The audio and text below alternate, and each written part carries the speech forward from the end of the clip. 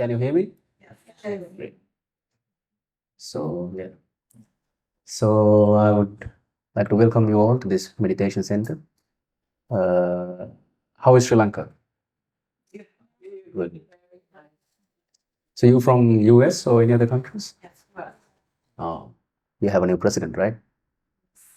Okay. Were you here at the election times, right? You were in Sri Lanka, right? yes. Yes. We Oh. do. Yeah. We do. So, if you have any questions about Buddhism, about the way of life of a monk, you can raise these questions that you have. So, with your questions, I will give answers the way I see it. So, with that, we can have a discussion. Have any questions? Yes. Should I just start? Yeah. Yeah. So my question is about the images. With those images, whichever country I went, I had the meditation image with them, and people are worshiping. And was there because with intention to be worshipped by others or not? So first of all, for people who don't know, Gautam Buddha was a person who lived 2,600 years ago, right? So mainly, the thing he preached was not a religion. It is a way of life. It is a way that you think. If you change the way you think, you can become a person who doesn't suffer. So that is Gautam Buddha's teaching. So at the time when he was alive, there was no such thing as worshipping him. It was like this. People asked questions, he gave answers. So people who understood his message, they got enlightened. And after his demise, with time passes, it has become a religion. It is now that people start worship it as a religion. But in his time, there was no such thing as worshipping or something. So how did this worshipping originated? The thing is this. Now, Gautam Buddha's teaching, first of all, we have to understand what he taught. Right? His teaching is there's a mind that we all have. Right? When you understand your mind, all of your suffering goes away. Right? What he meant by understanding the mind is now people in all of us, right? From our childhood, all of us were searching for something.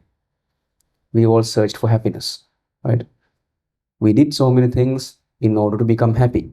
We went to school, we get education, and then we went to school, and in the schools they said, pass the exams and you'll be happy.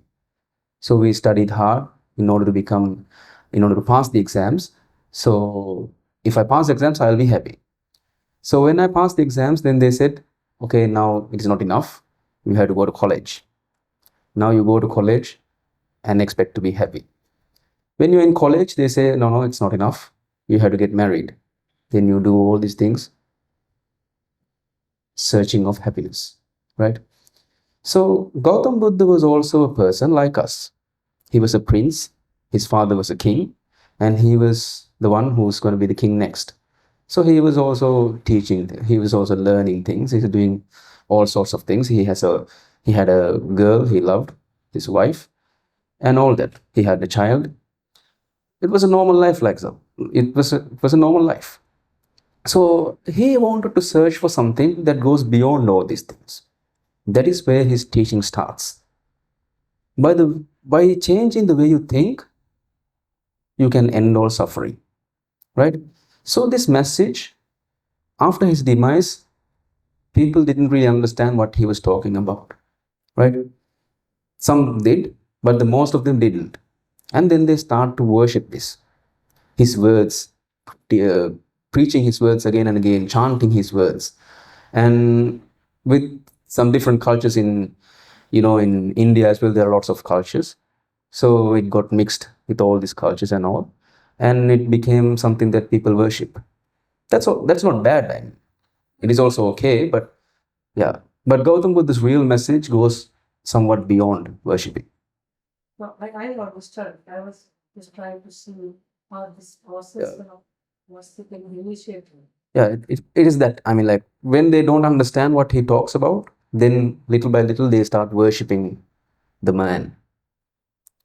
Gautam Buddha himself said, you can't see Dharma through me. You have to understand what I'm talking about, then you will see Dharma. Any other questions? What do you do in a past life? Let's see. If you did a bad thing in the past life, you have to redo good things here now? Can I didn't really understand. Reincarnation? If I understood correct, yeah. So a human will have several lives. If a human has done something wrong in the past, does it mean that in his new or their new lives they should do something good? Okay. If you kill someone in a past life, this is like one of them. Okay. So how do you make up things I understand. that you have done in the past? So, in Buddhism, it says, now first of all, we have to understand what is right and what is wrong. Okay? First of all, we have to understand what we call as right and what we call as wrong. So the first thing is, this right and wrong is also your imagination. The right which is for you is not the right for me. So basically in society, we come together and say, okay, this is right and this is wrong. So we respect that. In all societies, we say theft is wrong. If you steal something from someone, then it is wrong, right? So it doesn't make that true. It makes something that we agree. Okay, we agree it is wrong to do this, so it's wrong. Once you do that, there's police, there's law, and all these things. You go to jail, you have consequences. But that doesn't mean that it is true, right? It is something that we collectively come upon and say, okay, we do things like this. That's why laws change. If there's a law that it is changed when the parliament or the senate or they come together and they can create another law, right? But for killing would be something that I'm getting into it. Yeah. Okay. So this right and wrong, it is perspective, right? For example, what is right in your country in US is not right here. Right? It's different. So killing is also like that. I'm getting into your question. Okay? So what Gautam Buddha said, what you do comes back the way you did it. It's a law that says things happen to you, the things that you like. If you like to steal, your things will be stolen. If you blame, you will get blamed. Okay? If you kill, you will get killed. That's the way it works. That's how karma works. But Gautam Buddha talks about another part of this. Everything in your life is not karma. The things that you face might be karma, but the way you think about it now does not belong to karma. You can change the way you think right now. Things might happen in ways that you would not expect. COVID came, people died, there are wars going on, different things. The things that you see is your karma, but the way you think of these things does not belong to karma. That is where Gautam Buddha's teachings comes to you. The things that you see, if you get blamed, if you have faced an illness or something, it might be karma from something that you did before, but the way you think about it now does not have an effect on it. By changing the way you think right now, you can become enlightened. That is what Gautam Buddha talks about. So karma happens like that. You do some things, you get the things that you do. In your mind, you imagine and pinpoint, okay, this is bad and this is right. Right? So the right and wrong is also an illusion. But when something happens to you, you say, okay, this is right. If, for example, Let's say that you win a lottery, right? Then that is a good thing, right? In your mind, it is a good thing. You have come to a conclusion, okay, this is very great. Then you attached to that idea. If the total opposite of that happens, you reject that idea. So the good and bad is also two extremes living in your mind. So when you understand that, you start to go in this middle path. Once you travel that, you can achieve enlightenment. That's how it talks about it. How many years pass to rebirth? You die? How many years after or days in rebirth? Okay. So, yeah. Gautam, so in his teachings, it says, when you die, you have an instant rebirth. Okay? That's how the text says. The script says like that.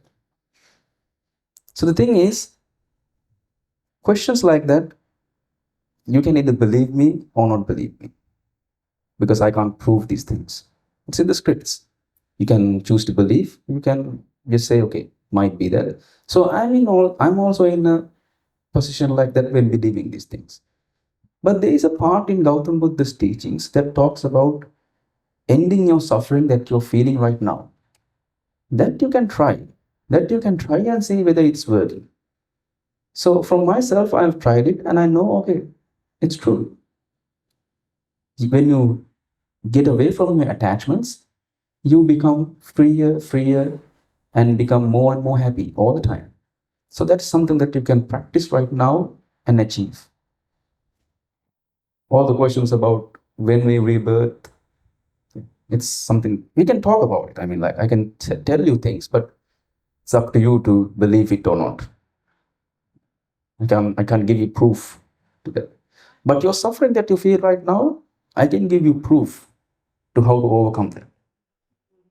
So I have a question like, it might be more general, might be personal. So what is the major reason people become Buddhist monk? What was your major reason to become a monk? Okay.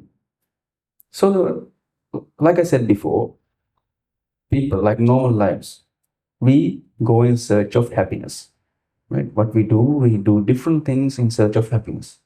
People go on trips. You came here, right? Travel to another country. Happiness that we seek, right? In marriage, with kids, with everything that you do. You search for this thing. You search for happiness. If you're not searching for it, what's the point of doing it? Right? You don't do things to be sad. You do things, okay, this will make me a better person. This will make me good. Right? That's the initial intention. So a monk's life is also something like that. We search for something which is different from what you're all doing in search of happiness. What normally people do, what I was doing as well, we search for happiness from the outside.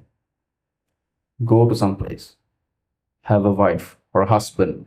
Outside is what we change and think that I'll find happiness. But a spiritual person, why someone becomes a monk, when he understands that he doesn't find the happiness that he's looking for from the outside, he goes inside. He looks inside and find happiness. That is why someone becomes a monk. To get enlightened, to find happiness, to find everlasting happiness by reaching inwards. What they understand with normal lives, I mean, like your, is when the happiness, there's a happiness. Of course, there's a happiness. When you go to some other country, when you're with your husbands, wives, with your kids, there's happiness. But that happiness is very temporary. Right? You have a person that you love. When he does something that you don't like, then you're unhappy. Then you're angry. Right? So once you see these things, some people, they make a decision, okay, I need to find something which is everlasting. I need to find peace. And then they make the decision, okay, there's a person like that who is Gautam Buddha. He also did something like this. Okay, I'm going to go in his path. He was a prince, he had money, he has a wife, he has all the things that he needed. But he left all of that and went on searching for happiness. And it says that he found it. So people become monks. People become Buddhist monks, hoping to achieve what he achieves, what he achieved. So for me, when I was 19, I also had dreams to do a business, to have money. I came up from like a normal family, not rich, but yeah, we were doing okay. So I also saw from my parents, my neighbors, they are okay, they're doing okay, they're happy, but I need to find something that is not changing all the time. I was a sensitive person. I mean, like when someone says something bad, I get upset. So someone else is saying something, I'm getting upset. So I need to search for an answer why I get angry. Maybe that thing is not meant to me. Let's say someone else is shouting at someone else. Totally not with me, but something else is happening. But I'm angry. Why is that? I need to look for an answer for all these things. That's why I became a monk. Our chief monk who's here, he gave answers to that. So I decided to become a monk. And how do you feel when you have this inner happiness? What do you feel? Like? Happy all the time? Yeah. Do we have to be a monk to be happy internally?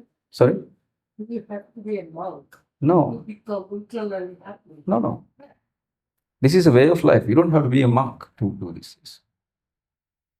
This is a teaching for you to understand your mind. If you do that, then you're happy. That's it.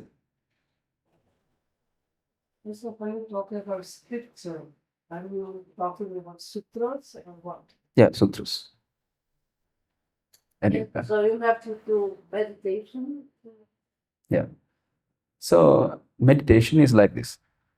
So this world has two different ways of meditation. One way we call it's normally done in a quiet place. It has to be silent most of the time. Where you sit down or you close your eyes and you start to concentrate on something. It can be your breathing, it can be the sound of this fan, it can be a thought in your mind, it can be a sutra where you repeat the same thing. Right? Yeah, the beats. Yeah, the beats. Oh, so what it does is you try to concentrate your mind into a certain point. So if you take breathing, you take this point and you think, okay, inhale, exhale. You just concentrate onto the tip of your nose and you start to concentrate. So once you do that for a longer period of time, your inside becomes blissful like never before. It is a bliss that you achieve. You will not achieve that bliss by doing anything else. So that's called dhyana. So that is samatha meditation. The word is samatha, which means concentration. So to achieve this bliss, you have to keep on practicing this for a longer time. With people, it differs. Sometimes when people just sit down, they just achieve that state. But for someone else, he has to keep on practicing. Why does he have to practice? Because once he closes his eyes, all these ideas coming in, and it's like a battlefield. So you have to practice hard to concentrate your mind. So that is samatha meditation. There's another way of meditation. That is what we practice here. It is called vipassana. So to do vipassana, you don't have to sit down or you don't have to be silent. You don't have to do any of that. What vipassana is, you're not concentrating, you are understanding. So if I take, for example, this TV, if you take this TV, samatha is like looking at this TV only. You're just looking at the TV. If the TV is your mind, you're just looking at it. So vipassana is you're breaking it down, looking what is inside, how this is work, what is the process of this. That is vipassana. So understand your mind is vipassana. What I mean by understanding is this. For example, you get angry, right? Do you get angry? Yes, we all get angry in our lives. So the reason that people get angry is always or a thing or a person who's outside, right? So at some points in our lives, Like our parents were the cause of our anger. Our teachers were the cause of our anger, right? Governments, doctors, neighbors, husbands, wives, kids. The reason for your anger, whether different things, right? Pandemics, right? So the reason for our anger is always outside.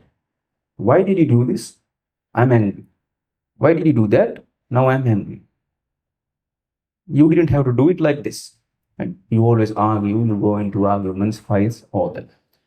So Gautam Buddha said, the real reason for your anger is not an outside person. The reason for your anger is within you. So what's that? So, for example, let's say like this. Let's say that you and I, we say, okay, we are going to meet at 3 o'clock tomorrow. Okay? So we're going to meet at some place 3 o'clock tomorrow. So you are there at 2:55 and you're waiting for me at 3. Okay? So now it's 3 o'clock, I'm not there. You say, okay. So now it's 3:05, 3:15, and I'm still not there. Now you start to call me and I'm not answering the phone.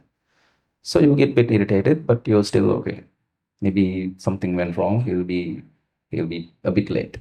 So now it's 3:30. It's almost 4, and still I'm not there. So now you get angry. That's the normal response. But the real reason, think for a moment.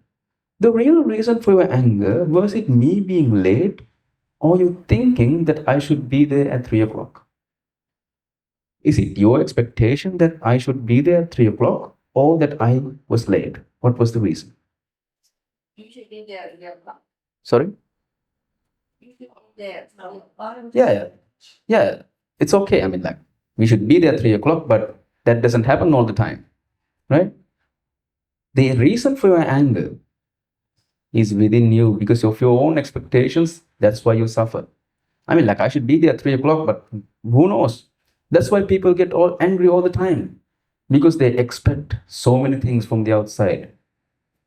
But Yeah. because it's already is a commitment in the first. So, So if I'm angry, is because the people break the commitment. Yeah. And so this angry is acceptable. Yeah. Okay, let's say like this. Your anger is acceptable. Okay. You should be angry at yourself. No, I don't. Okay, I understand. So your anger. So let's say like this. Okay. So you're saying is that your anger is acceptable. Yeah, it's okay. But at the same time, you're burning. Right? Anger makes your blood burn. It makes your inside burn. Gautam Buddha did not talk about escaping your anger or your suffering or your stress from the outside. It is within you. If that person doesn't come at 3 o'clock, you can shout at him. You can say, okay, we'll not meet again. Why did you break the rules? All that. But with that, if your inside is burning, then that's the problem of yours, not the outside. Yeah. From my own experience, I know. I mean, like, for example, so I do English classes here. Okay. So my kids has to behave. Okay. They have to come on time. They have to do their homework and all that. Right? If they don't do homework, I blame. Okay. I punish. I do all that, but without burning within. That is acceptable. There's a difference Because that is we are person about. no, because I'm the truth.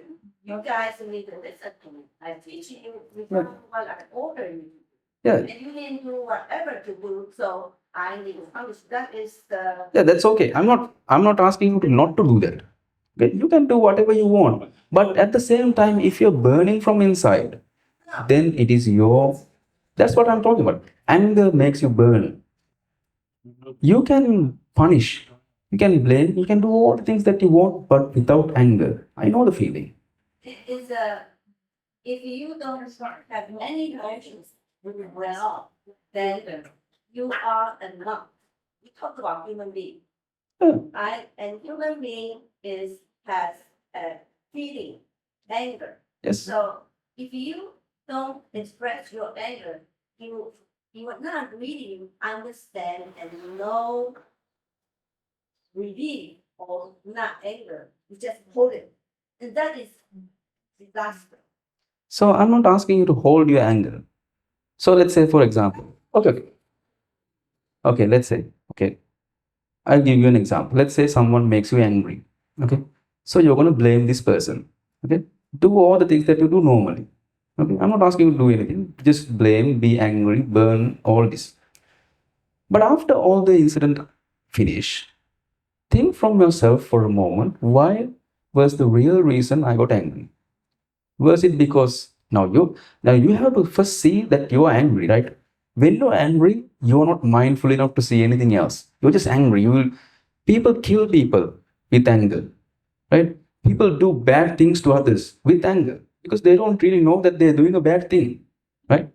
That's why when someone breaks up with you, they just go and kill that other person. That's with anger. When your anger burns you don't know anything else to do. That's why they suicide. That's why they wars that because of that. But it's okay. Do the things that we do, but think from a moment. What was the real reason that we were angry for? Then you will see your expectations is what you were angry with. You create, for example, if I give you an exercise, something like an exercise, I'll give you all a piece of paper, blank paper. Okay? And I'm going to give you a pencil and I'm going to ask you to start drawing a demon, a devil. So you draw a devil. Then I'm going to give you some colors and I'm going to ask you to paint this demon that you drew. So you'll do that as well. Then I'm going to take this piece of paper and I'm going to show it to you and say, be afraid, frightened, looking at this paper. Can you do that? No, because you know that is a demon that you drew. You know it is just a painting. Does it make sense? You draw something and you look at it and be afraid. Can you do? No, because you know it's a painting. It's no, you know you drew this. But the exact same thing happens in your mind as well.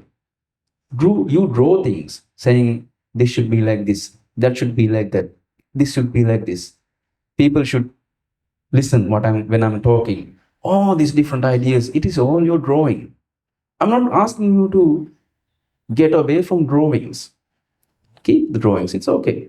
But don't be afraid of the drawings that you drew. For example, let's say that you go to a restaurant and order a meal. Okay? So the meal is not the way you want it. That can happen. That has happened to me as well. So if you're angry, the reason is not the cook, its reason is not anyone. Reason is that you have expectations, okay, the meal should be like this. Okay? So anger is, when you're angry, you can understand, okay, I was expecting things. But if you want the meal the way you want, you can just ask the person, okay, bring me rice like this. Yeah, you can be specific and you can ask again, okay, can you redo this? That's because that at the end of the day, that's the only thing that you can do. Even after all the shouting, blaming, burning, the result won't change. You can just make the decision then and there. So this Gautam Buddha talks about getting away, suffering from within. He doesn't talk about your lives. You can do whatever you want. It's up to you. But if you're burning from inside, then it is the way you think. the secret is not to expect anything from the outside. Sorry? The secret is not to expect anything from the So outside. if I say not to expect anything, that doesn't work, right? Because you expect things. If I say don't expect anything, you can't do that, right? Because you expect. Gautam Buddha says, expect the way you do, live your natural lives, but once you suffer, once you're angry, once you're upset, look from within the reason of your anger. That's the only thing that he suggests. Look at the reason. Once you see the reason, you will gradually start to let go of these attachments. That's what he talks about. Yeah, I mean, She had a question. yeah, Oh. no, what you are saying is that you are assuming that person also thinks like me. But I will get time, so I can finally tell you. He didn't show up or didn't call me. So he's not me. Right? So that is true. So there is no reason to be distressed. Sorry? There is no reason to be distressed. Yeah. What you're saying about the blood burning, that blood actually physiologically doesn't burn. It is what you get by being distressed. You get more into stressful situation. Yeah. So whatever the situation that you face, if you're stressed about it, it is always your expectations. Listen, think of a situation from your own self. Think of an experience that you had where you were angry. Anything. It is always with the expectations. Let's say this way, when we face anything, just accept and then no motion, no feeling. Yeah. So to that you can't. I mean, like, so for me, I have emotions. I feel everything, but without burning. That's the only difference. I don't suffer from anything. I just accept everything as it is. When things goes wrong, when things goes in ways that I don't expect them to go, I become more happy. That's the way I feel. We always talking about something hurting, but if the situation, same thing like that. We face the either suffering or happy in the equal way. Sorry, can I think if you understand, it's the understanding. If you understand the root cause of the suffering, then within the suffering, you know, up to a certain extent, you'll go down. So that's what. So your question was what was the question again? We face all the conditions we face. We don't either suffering or happiness. We use the same condition, just accept it. Even we have feeling, but the feeling is not. It's not going to make a too strong feeling. Maybe like you could have very peaceful feeling. For us, we're just trying to reduce that kind of pumping and downs. Yeah. So I'm not asking you to change anything. Just let it go the way it goes. Don't change anything. Only one thing I'm asking. Look at the root cause of your suffering, like he said. The root cause of your suffering will always be an expectation. It is always attachments or rejections. Once you start to see this, your mind will gradually come into this middle. That is where Gautam Buddha talks about enlightenment. When you are in the middle, you're not either attached or rejecting the things which is happening around you. It is just the way that they happen. You can't change it. You can just, okay. So She had a question for some time. I just stuck with the, like I say, you talk about you go to the restaurant, you order something go wrong, and you're angry. And my feeling is in that kind of situation, I'm not angry. Okay. But I feel I come here to have a dinner and I pay my meal and they come to the right way. So I'm not, I don't know I'm angry or not. If you're not angry, then there's no problem. And so I say they complain. And they, Yeah, you can complain.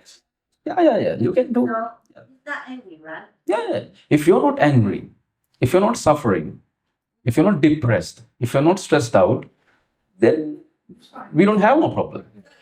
It's kind of inside you. Did you get brought? Did you accept? If I angry about demand, you change my meal, and that is suffering. If I say no, if I handle peacefully, it's not suffering. So it's inside. It's your inside. So it's like this. For example, I'll say something like this. So there are people in this world with no material, right? Where they don't have houses, they don't have cars, nothing. But there might be people who has desire towards everything. They want everything. There are people who has everything.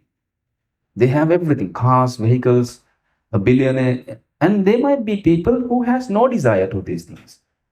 So with the appearance, you can say whether they are suffering or not, whether they are desirous or not. It is for you individually. You are the one who know that whether you are suffering or not. You are the one who know if you're upset or not. You might be blaming, you might be doing things. That is the way you live the social lives. There are things that we abide by, right? You wait in line. You do things in a certain way, that's okay. If you're suffering, you know whether you're suffering or not. If you're suffering, just look for the root cause. That's it. So, She had a question? yeah, you have a question. Okay.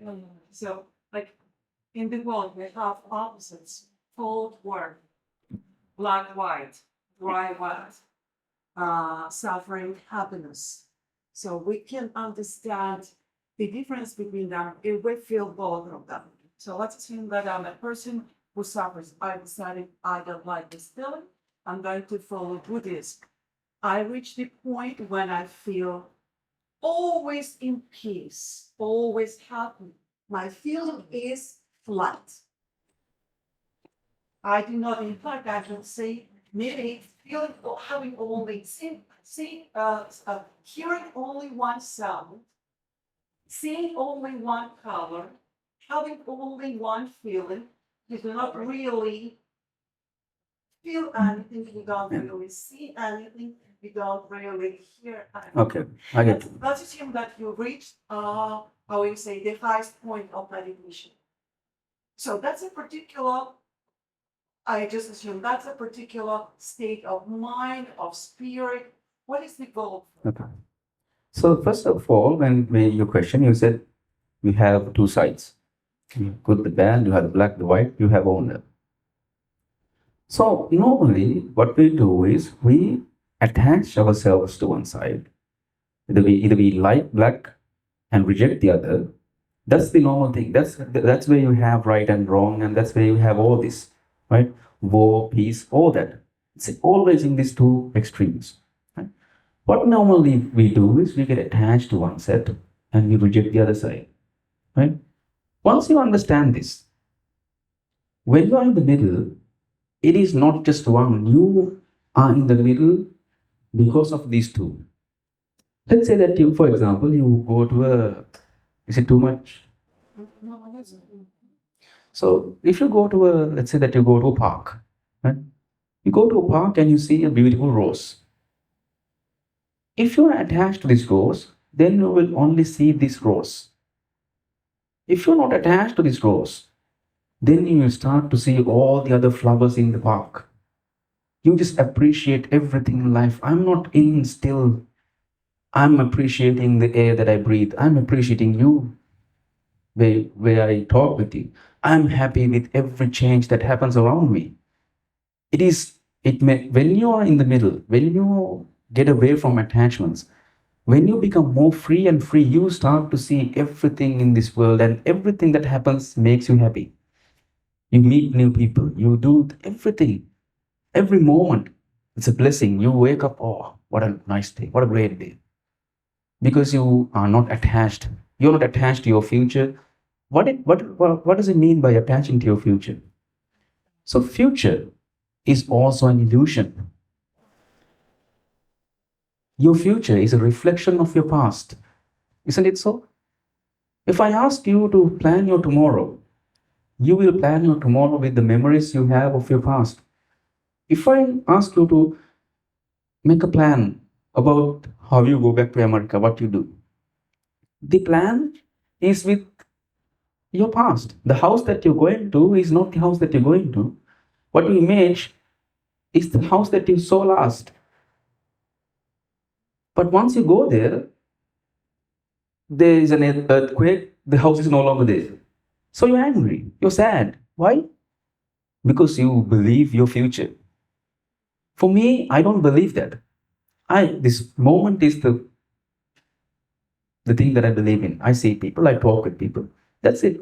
The next moment always changes. Just plan your tomorrow and see how many things change about your tomorrow.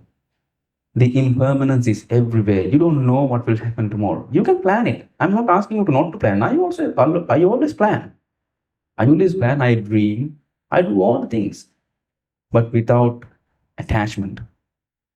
I can dream to go to the ends of the universe. I can dream to go to Pluto, Saturn, and all that. I dream all day long, but without attachment. Once you start to think in this way, you can do all the work without any suffering. When you understand this, you don't become a lazy person. You become more active. For a person, once you start to do them, let's say that I start a project. I'm doing all the calculations. Okay, will this go right? What should I do? Blah, blah, blah. For months and months, planning. I'm not like that. I just think, okay, should I do it? Okay, this and this. Just quick stops and I just do it. Make all the effort. Let's say it goes bankrupt, then that's the way it is. Just start another thing. That's how hopeful I am about the future. A person without attachment is not like this. There's no this, it's everywhere. It's everything. Everything that you see, everything that you hear, everything that you listen to makes you want to live happy. You are always happy. It's not this. It's no word to explain that. Can you talk a little bit about ashrama meditation? Yep. Oh, do you need to explain? Oh. So Vipassana is this. All the things that I explained. For example, Vipassana is not seated meditation. Let's say that you go back to your normal life. So like you said, you have collisions, you have all this and that. You go back to your job. You do the things that you do. If you're in pain, if you're upset, if you're angry, if you feel jealousy, just look inside. That's Vipassana. You don't have to sit down and do Vipassana. Your whole 24 hours will be Vipassana. But when I say it this way, if I'm angry, if I'm upset, I know. I don't If you're not, I do this one. so you feel angry, you feel upset. What was the other part? If I know I'm angry, but I don't just get into the feeling, I just watch it, I am upset. Yeah. But I don't just get my emotion influenced. Hmm. Is that the way? Okay, so you watch all that. Okay, look for the root cause. See the expectation. Once you see your expectations, you will start to gradually let go of the expectations. We'll keep the expectation, but you let go of the attachment to the expectation. That's what happens. It happens gradually. Let's say something like this. One more. Let's say something like this. You're upset about something. You see the root cause. You look at the expectation. Okay, this is why I was angry. I was expecting this from this person. Your anger will not go away. Okay, your anger will be there. Your upsetness will be there. It will not vanish all of a sudden, but it will be there. Right? The next moment, the next incident, you see that. You see it too many times, and you will type on it will become a nature to you. It will become a second nature to you. Okay, my expectations. It happens really gradually.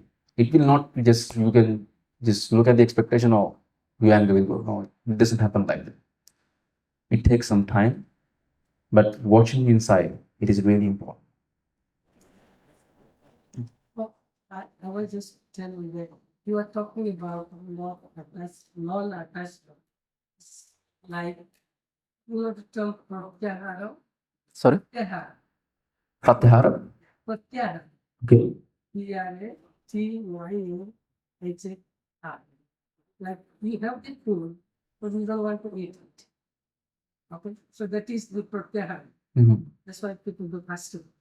So that food could be your anger, your expectation or anything, Okay. but you are not attached to it, Okay.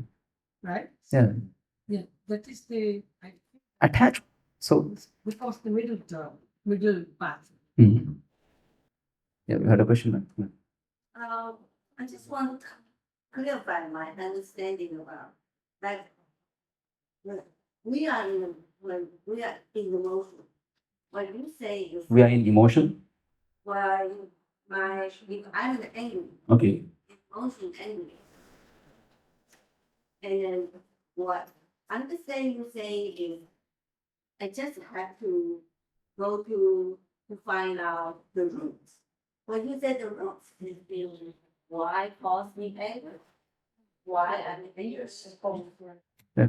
So the root, that's the question. The root is your desire, it's your expectation, it's your attachment.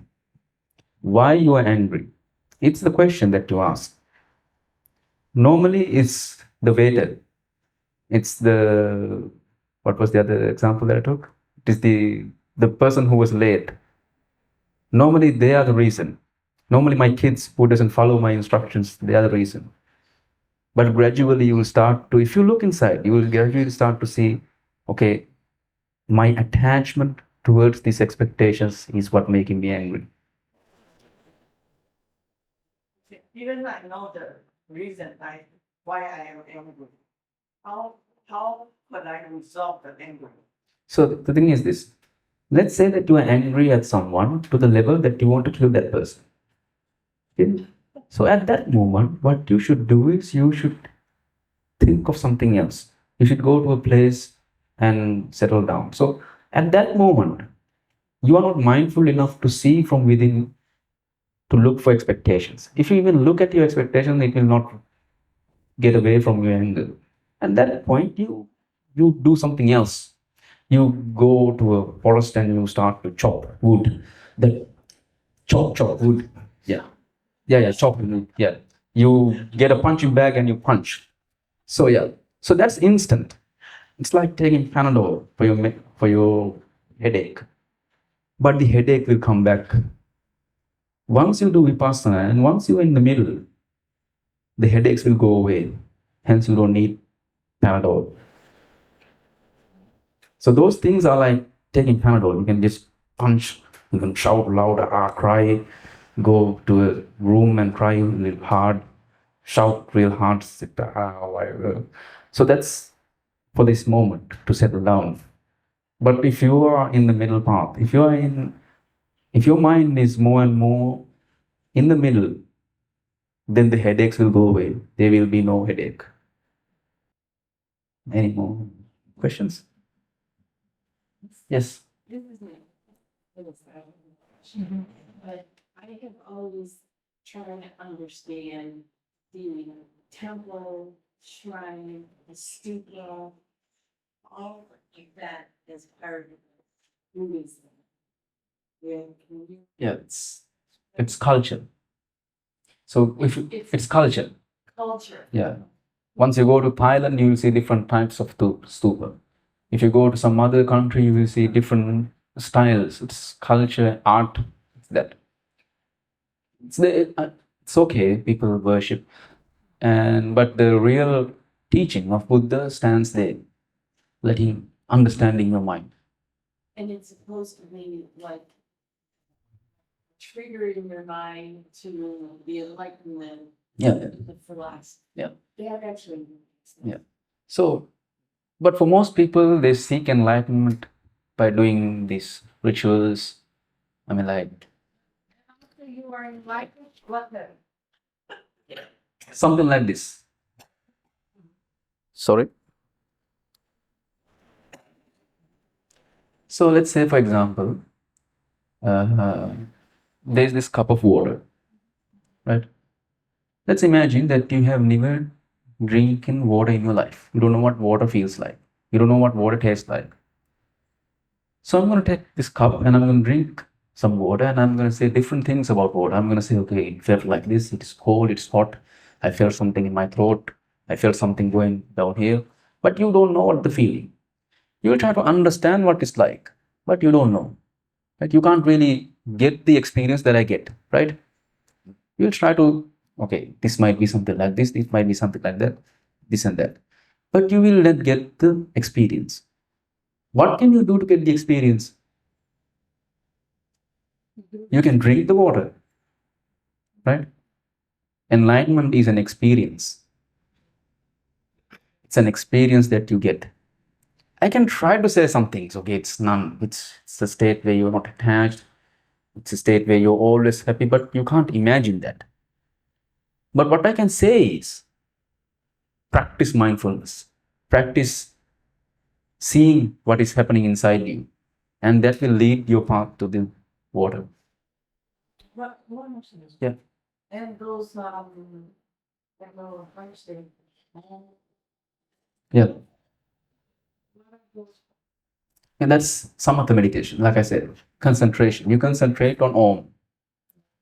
It's a really blissful meditation. For a person who is getting angry all the time, he can practice something like that. Concentration. It will help him concentrate even more and more. But it's also like taking Panadol. Let's say that you practice samatha meditation, concentration. But that concentration will not help you when you are angry. And you have to go back and sit down again and start concentrating on it.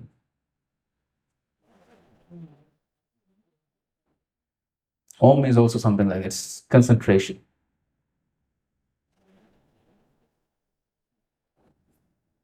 Any more questions?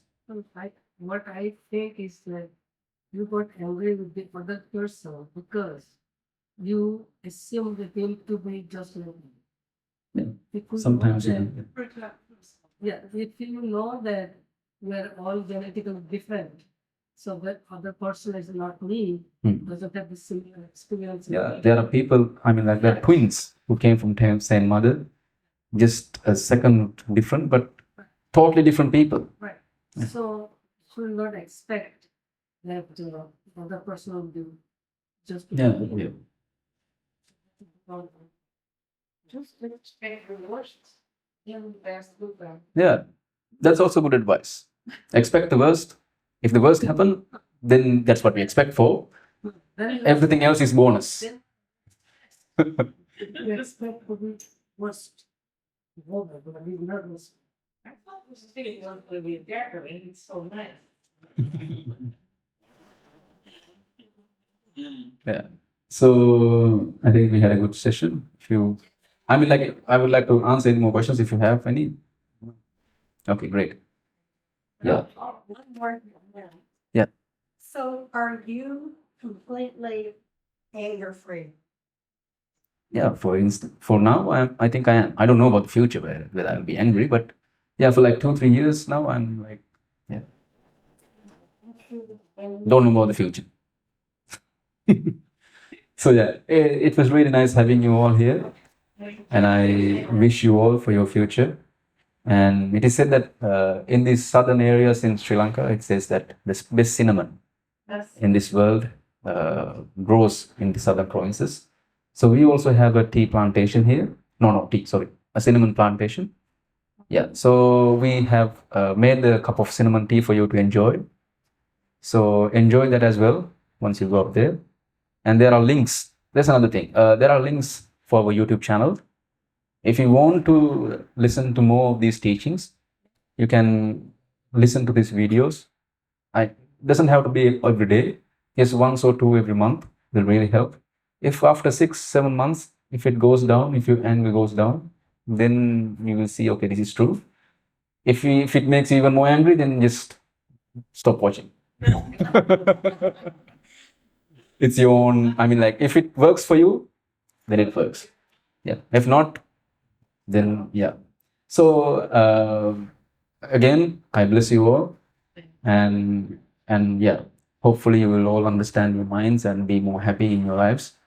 And at last, I would ask you to come in front so that we can take a group picture. And yeah, so yeah, good luck. දරුවන්ට නොමිලේ ඉගෙන්වීමට ඔබත් දායක වන්න.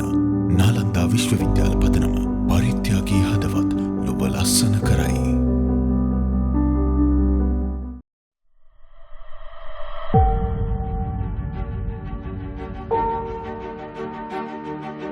Thank you.